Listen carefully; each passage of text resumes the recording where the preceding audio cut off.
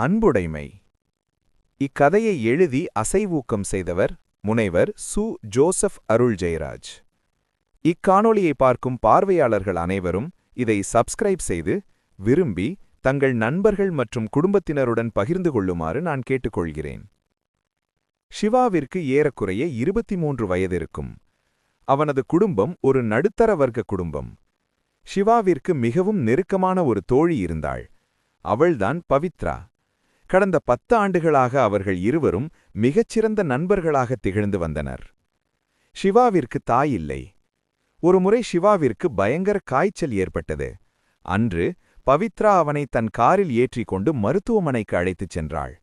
அன்று முதல் தனக்கு தாய் இல்லை என்ற எண்ணமே சிவாவிற்கு தோன்றியதில்லை. காலம் வேகமாக ஓடியது. ஒருநாள் தான் மிகுந்த மனக்குழப்பத்தில் இருந்தபோது சிவாவிற்கு ஒரு தீர்வு கிடைத்தது. பவித்ராவே தன் காதலி என்றும் அவளே தன் உலகம் என்றும் அவன் முடிவு செய்தான். சில நாட்களுக்குப் பிறகு அவர்கள் இருவரும் நெடுஞ்சாலையில் காரில் பயணித்துக் கொண்டிருந்தனர். அதுவே தன் காதலை வெளிப்படுத்த சரியான தருணம் என்று கருதிய சிவா ஒரு சிறிய காகிதத் துண்டை பவித்ராவின் கையில் நழுவ விட்டான். அதில் அவன் தன் காதலை தெரிவித்திருந்தான். பவித்ரா தன் காரை நிறுத்தி சிவாவை இறக்கிவிட்டாள். அதே கணத்தில் அவளை பின்தொடர்ந்து வந்த மற்றொரு கார் சிவா மீது மோதியது. அதில் அவன் உயிரிழந்தான். அதன் பிறகு அவள் அந்த கடிதத்தை படித்து பார்த்தாள்.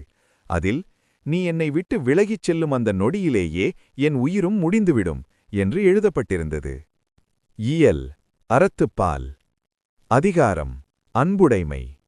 திருக்குறள் எண் 80. அன்பின் வழியது உயிர்நிலை அஃதிலார்க்கு என்பு தோல் போர்த்த உடம்பு. பொருள்: அன்பு நெறியில் செல்லும் உடம்பிலேயே உயிர் நிலை பெற்றிருக்கும். அன்பு இல்லாதவர்களுக்கு அவ்வுடல் வெறும் எலும்பையும் தோலையும் போர்த்திய உடலே.